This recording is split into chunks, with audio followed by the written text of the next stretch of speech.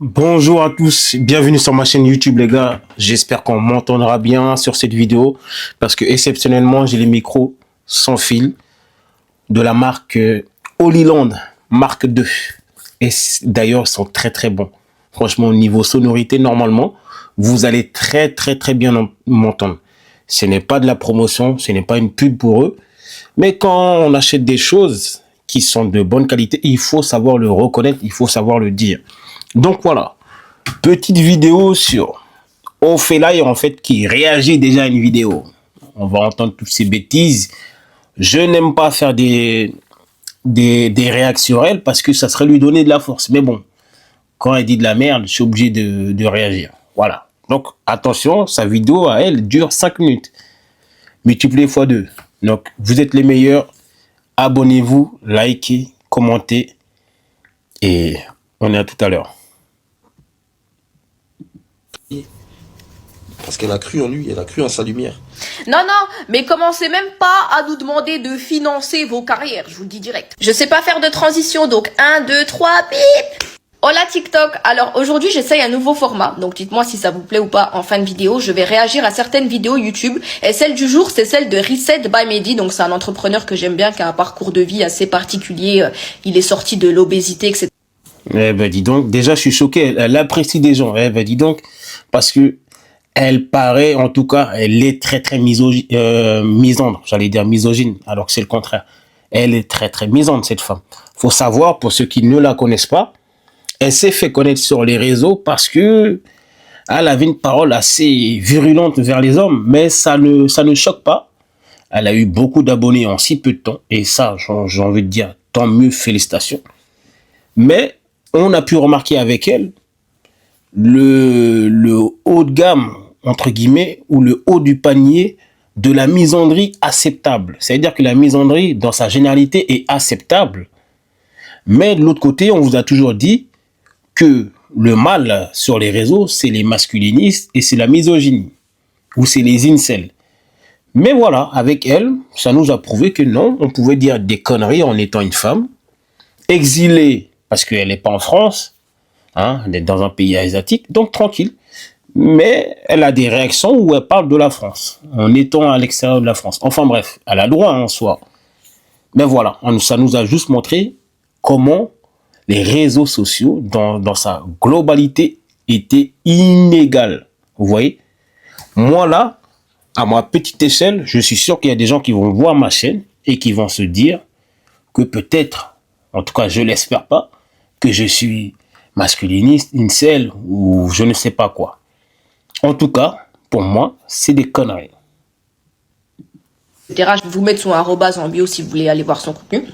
Et il a fait une vidéo intéressante avec un ami à lui sur les relations hommes-femmes. Donc, j'ai un chocolat chaud, du Nesquik. C'est parti. Une femme avec qui tu parles, tu fais connaissance, et du coup elle refuse d'aborder son passé. Elle veut pas te parler de son passé, elle te dit voilà, ça sert à rien de parler du passé, si qu'on sait ce qu'on est aujourd'hui, ce qu'on sera demain. Est-ce que c'est quelque chose qui te bloque? Oui, moi, clairement, ça me bloque. Ah oui, moi, clairement, ça me bloque. Parce que son passé fait partie de... Pour moi, son passé, il est très important. Parce qu'il détermine qui elle est aujourd'hui et elle tend vers quoi. Déjà, moi, je stoppe. Je sais pas elle ce qu'elle va dire, mais moi, je stoppe là parce qu'il a raison de fou. Et d'ailleurs, je vais réagir un de ces quatre à ce podcast-là, à cette vidéo-là, parce que c'est très véridique. Bien sûr que le passé d'une femme va déterminer l'avenir ou le présent. Si elle a été détruite mentalement, je vous le dis, on le voit tous les jours, avec la perte d'un parent proche, c'est-à-dire vraiment, dans le sens vraiment perte, elle n'a pas connu son père, ou elle a été adoptée, elle a vécu des choses de fou, ça va déterminer sur son présent, son futur. Évidemment. Il n'y a même pas besoin d'être parti à Sciences Po, etc. ou d'avoir fait des études de sociologie. C'est pour ça qu'on demande à certaines femmes d'être en phase avec elles-mêmes, de dire les choses dès le départ. Maintenant, il y a des hommes qui sont prêts à tout accepter. Il y a des gens, ils vont tout accepter, mais ils veulent juste la vérité. On n'est pas tous pareils. Il y en a qui vont être radicaux, ils vont dire non, moi c'est moi. D'où pourquoi il y en a qui vont mentir sur leur passé. Mais pour moi, c'est une mauvaise chose. Parce que le gars, même s'il te fait 2 ou 3 gosses, il te fait 10 gosses, il te marie, le jour où il va entendre un passé de toi qui est tumultueux, que tu n'as pas voulu lui dire, c'est-à-dire que tu as été kilométré, tu allé te faire tourner dans je sais pas où, et s'il l'apprend, le gars, il peut péter un câble. Il y a des gens qui vont péter un câble, littéralement dans le sens du terme, ou il y en a, ils vont te quitter. Vaut mieux lui dire. Tu lui dis, écoute, je sais que c'est pas des choses à entendre, mais j'ai été comme ça dans ma vie. Est-ce que tu prends, est-ce que tu laisses? Mais de nos jours, on a l'impression qu'il y a des gens qui veulent plus dire les choses et ils se disent non, je vais effacer mon passé. C'est pas grave, il va m'aimer comme ça. J'ai changé, admettons, parce que je me suis, admettons, mis dans la religion à fond, sans spécifier une religion en particulier. Attention, voilà. Mais je dis juste que il y a des gens, c'est ce qu'ils se disent. Je me suis mis à fond dans la religion, ça va passer. Non, non, non, non. On n'est pas tous obligés d'accepter vos foutaises. Pardon, excusez-moi. Bah, ça porte son nom. Ça s'appelle le passé. Donc non, c'est pas ce pourquoi elle tend demain, étant donné que c'est le passé. Pas du tout d'accord avec le fait de dire que le passé de quelqu'un va déterminer son avenir. Encore une fois, tant les hommes que les femmes, c'est pas le sujet. Ah, si. Tu es très, très hypocrite parce que je pense que beaucoup auraient aimé, les femmes auraient aimé savoir le passé d'un mec, admettons, s'il a été violent avec ses anciennes copines, ses anciennes femmes, admettons, ses anciennes relations tout court. S'il a été en prison, pourquoi il a été en prison?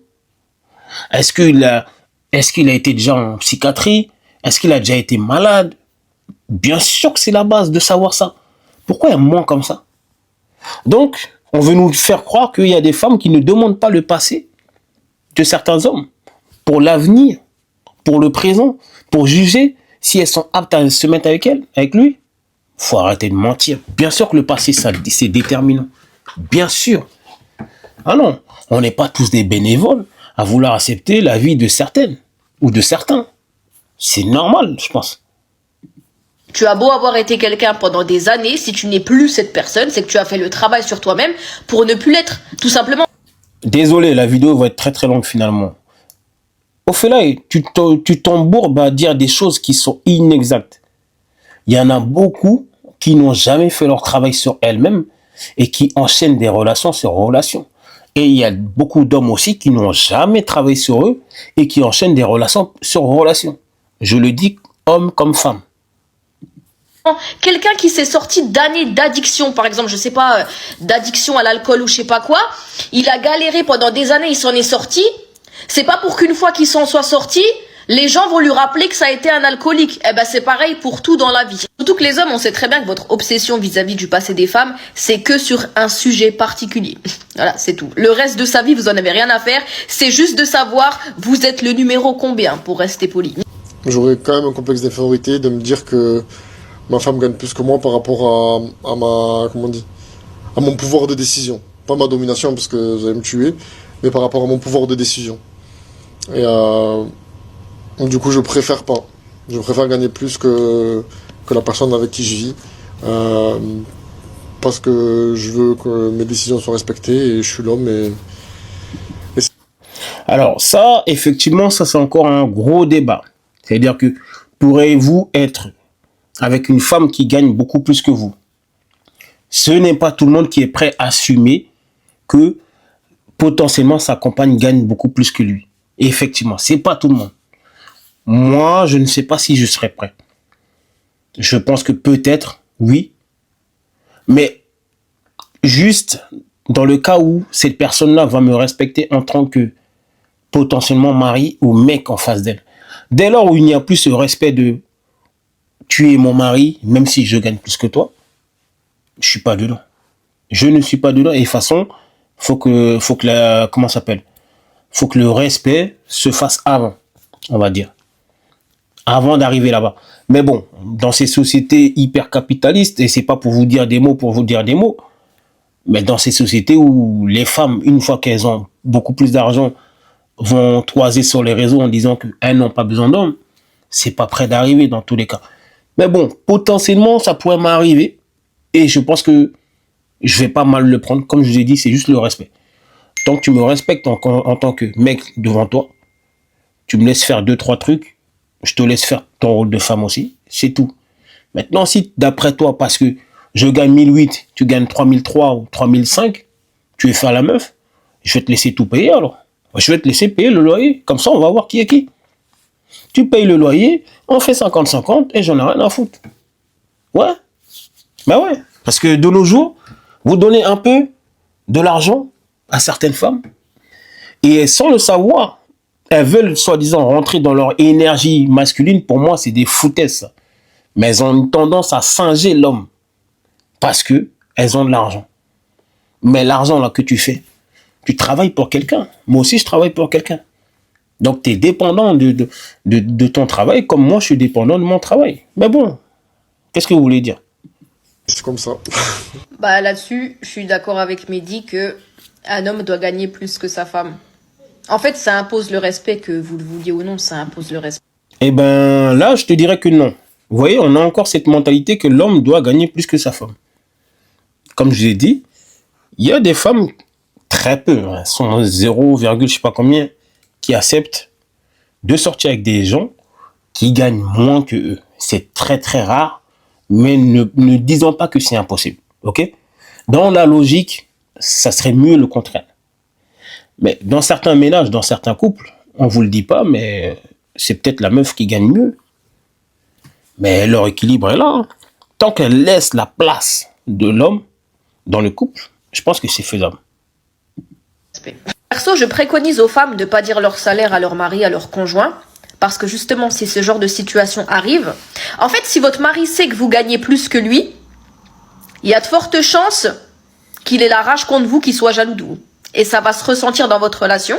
Et inversement, de votre côté, si vous gagnez plus que lui, il va y avoir un certain manque de respect, même s'il n'est pas de manière visible et directe, mais vous allez vous dire... Si, il va être très très visible. Et après, tu as raison que y en a qui vont rager, effectivement, qui vont le montrer. Mais il y en a qui vont pas le montrer. Et justement, ça va venir de la meuf qui va péter plus haut que son cul. Il y a des couples qui fonctionnent très très bien. Maintenant, oui, comme je me répète encore, dans la logique des choses, ça serait mieux ou ça serait préférable qu'il y ait cette espèce de domination qu'il y a toujours eu, c'est-à-dire l'homme qui gagne beaucoup plus. Parce que en temps de rupture, en tout cas, ce n'est pas une phrase d'homme en général, même s'il y a des hommes qui le disent, on n'entendra pas « je gagne plus que toi, tais-toi, tu faisais rien ». C'est une phrase de femme, ça. Et une phrase de femme, pardon, excusez-moi, je suis en train de dire des conneries. Ça, c'est une phrase de femme qui le disent quand elles gagnent beaucoup plus que vous dans la relation. Elles le disent. J'ai payé ça. Elles vont tout vous énumérer dans le couple. J'ai payé ça. Toi, t'as fait quoi? C'est ça qu'on peut reprocher à certaines femmes qui gagnent beaucoup plus que leur conjoint, entre guillemets. Mais bon, bizarrement, même quand elles gagnent beaucoup plus que leur conjoint, lors de la séparation, elles veulent toujours la moitié. Bizarre. C'est bizarre, ça. Peut-être pas respect, c'est grand, mais un manque d'estime. Vous allez vous dire, je suis plus en place financièrement que mon mari. Et c'est assez gênant. Acteur de cinéma, il rêvait de réussir. Il savait pas quand est-ce qu'il allait réussir. Et financièrement, c'était pas ça. Mais sa femme a financé, a aidé, elle a tenu le foyer. Parce qu'elle a cru en lui, elle a cru en sa lumière. Non, mais commencez même pas à nous demander de financer vos carrières, je vous le dis direct. Omar Sy, parce que là il parle d'Omar Sy, c'est un cas sur 1000. Et si sa femme a décidé de soutenir le foyer pendant qu'il développait sa carrière, c'est un choix qui la concerne elle. Mais les femmes de manière générale n'ont pas à faire ça, surtout que messieurs, on vous connaît, dans la plupart du temps, vous allez quitter votre femme de galère qui était là quand vous avez... C'est ce mythe. Attention, je ne dis pas que ça n'existe pas. Attention, je ne dis pas que ça n'existe pas. Mais c'est un mythe de dire à chaque fois qu'il y a beaucoup de femmes qui sont prêtes ou qui ont soutenu des hommes dans la galère. Arrêtez de nous mentir. Arrêtez de nous mentir. Le plus grand défaut de la femme, c'est qu'elles sont impatientes. C'est que la femme est impatiente. Combien de femmes, le gars, il faisait des études de fou, il lui dit patiente, t'inquiète pas, etc. Combien de fois elle l'a quitté? Combien de fois elle est partie? 10 ans plus tard, le gars, il est devenu ingénieur, PDG, je sais pas quoi, il le revoit. La meuf, 10 gosses, 5 gosses, 5 pères différents, 6 pères différents. Hein? Maintenant, elle recourt derrière lui.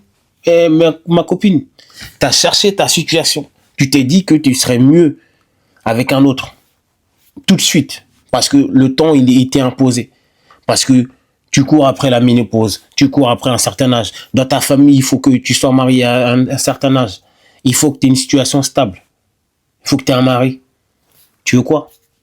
Donc, il faut arrêter de mentir. Alors oui, et je le dis, je ne suis pas en train de nier qu'il oui, il y a des hommes qui ont été soutenus par des femmes, et dès lors qu'ils ont de l'argent, ils sont partis voir ailleurs ou sont partis prendre une petite qui a été refaite. Chirurgie, nanana, mais oui, ça existe.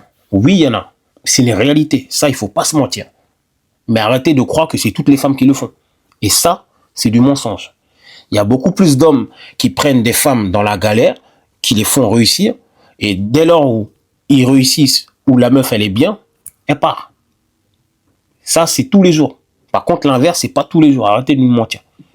Il n'y a strictement rien pour une femme qui va être là parce que vous avez tout. Est-ce que je fais partie de ces femmes? Oui, mais j'ai quand même un peu de solidarité pour les femmes de galère. Ça déjà, ça dépend de l'endroit, mais juste le fait d'aller manger avec des filles, donc sans hommes, dans un endroit mixte, où des hommes ils vont pouvoir regarder, parler, essayer de faire rire, voir plus. Non, je peux pas, j'arrive pas. Et vous croyez que c'est ça qu'on fait quand on va manger au restaurant entre copines? Non, là, par contre, il est radical. Hein. Après, bon, il est radical. Hein. Ta meuf, elle va manger avec ses potes, ils vont dans un restaurant, il y a tout le monde. Frère, tu veux faire quoi? Non, franchement, il y a des gens qui abusent. Après, peut-être qu'il parle sous le prisme de la religion. Et je pense que son discours, lui, c'est ça. Mais tu ne peux pas vouloir vivre dans le monde occidental, où il y a des lois, où il y a la République, entre guillemets, à respecter, et vouloir imposer des préceptes de la religion, entre guillemets. Là, comment il parle, dans ce cas-là, on ne va pas la laisser travailler, parce que c'est connu qu'au travail, maintenant, c'est là-bas qu'on trompe plus de gens. Ne la laisse pas sortir dehors. Ne la laisse pas aller chercher les enfants. Il ne faut pas que les enfants soient scolarisés. Il y a beaucoup de choses comme ça. Non, là, il abuse. On parle à la personne, là. Vous êtes des fous, on va pas en boîte de nuit, on va manger une pizza. En fait, il y en a, vous êtes trop dans l'abus. Comment ça, votre femme, elle a pas le droit d'aller manger au restaurant avec des copines? C'est votre femme ou une captive, en fait? Non, mais faut dire les termes si c'est une captive. Eh, les filles, je vous jure qu'il y a des hommes, je parle pas forcément de Mehdi, hein, mais il y a des hommes, c'est leur rêve de vous enfermer dans un donjon comme Princesse Réponse et que vous sortiez plus jamais. Par contre, t'abuses. Hein. Je ne dis pas, attention, encore une fois, que ça n'existe pas. Mais de là à dire rêver, il faut arrêter de mentir. Mais c'est leur rêve. Et dernier point de cette vidéo, c'est mon préféré, écoutez. Ta femme est très très coquette quand elle sort, parce que ça pose un problème. Encore une fois de plus, je vais être chiant. Si je l'ai choisi comme ça, c'est que je l'ai accepté comme ça, naturellement. Donc, je dois pas la changer. Marc, t'es un brave. Il y a bien quelque chose que je supporte pas dans les relations de couple, c'est ça. Vous vous mettez en couple avec quelqu'un pour un trait de caractère ou une spécificité que vous avez aimé chez cette personne, et une fois que vous êtes en couple avec elle, vous lui demandez d'arrêter d'avoir ce trait de caractère ou cette spécificité. Mais ma belle, enfin, si tu m'autorises à parler comme ça, au fait là, puisqu'on se connaît pas, c'est bien une spécialité de femme, ça. De vouloir à tout prix changer un homme. C'est une spécialité de femme. Il y a des femmes, elles vont vous prendre comme ça, mais dans leur tête, elles ont déjà imaginé de vous changer. C'est-à-dire que ça soit vestimentairement, comportementalement, physiquement, tout, mentalement, elles ont déjà prévu de vous changer. Elles ont déjà prévu ça. Et c'est ce qu'elles font. Ou la preuve, quand la rupture va arriver, ouais, sans moi, tu étais un clochard, tu t'habillais mal, tu sais même pas, tu sentais même pas bon, tu sais pas t'habiller, etc. Combien de femmes le disent? Parce que c'est le but ultime d'une femme. Ça peut arriver à des hommes si eux, ils prennent une femme, admettons, enrobée. ils auront ce kiff-là de vouloir lui faire perdre du poids, etc. Oui, peut-être. Mais sinon, c'est un comportement de femme à 100%. Donc, c'est quoi ce délire de... si je prends une meuf, entre guillemets, si je la prends comme ça, je dois pas la changer. Qui ne change pas dans une vie? Qui ne change pas dans une vie? Les gens sont faits pour être changés. Le cerveau est l'un des muscles qui change à chaque fois ou perpétuellement de mentalité. Là, dans 5 ans, je n'aurai pas la mentalité de maintenant. Et heureusement, j'ai envie de dire. C'est ça mûrir, c'est ça changer. Tu ne peux pas... C'est quoi cette excuse de dire je t'ai trouvé comme une... Hein? Comme, je ne peux pas dire les mots parce qu'on va être censuré, mais je t'ai trouvé comme ça, donc je dois t'accepter. Non. Alors oui, dans un bon sens, si je suis parti vers toi, c'est que je suis apte, c'est que je suis ouvert. Mais qui ne change pas dans ce monde-là? Qui ne change pas? Ça veut dire ça, alors. Donc, ça veut dire que ce que tu nous as dit au début, sur la meuf qui a été kilométrée, elle va pas changer, alors. Si je le savais, tu crois que je serais parti? Non. Elle le sait, pourquoi elle me l'a caché? Ah ouais, au fait là, il faut être en raccord avec ce qu'on dit. Là, l'exemple d'une femme coquette, c'est très bien. Parce qu'il y a beaucoup d'hommes qui font ça. Vous prenez une femme, c'est une bombe atomique, elle est super apprêtée. Une fois qu'elle est en couple avec vous, vous lui dites non, je veux que tu t'apprêtes moins, je veux que tu te prépares moins. Mais vous l'avez connue comme ça. Donc si vous vouliez pas une femme comme ça, fallait prendre une femme qui ne s'apprêtait pas dès le départ. Il y en a plein des femmes qui s'apprêtent pas ou qui aiment pas trop se maquiller. Mais il faut arrêter de demander aux gens de changer une fois qu'ils sont avec vous. Le chocolat chaud est fini, cette vidéo aussi. N'hésitez pas à me dire ce que vous en avez pensé. C'était une première pour moi. N'hésitez pas si vous avez d'autres vidéos à me conseiller sur lesquelles je pourrais interagir. Et si vraiment ça vous intéresse, on peut faire un live avec Mehdi, il n'y a pas de problème. Enfin bref. C'était une petite réaction. Enfin, je dis une petite réaction, c'est un grand mot, les gars.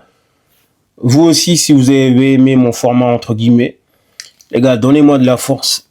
Likez, partagez, abonnez-vous et commentez. C'est le plus important, les gars. Les gars, faites-moi arriver à 1500 abonnés, tranquillement.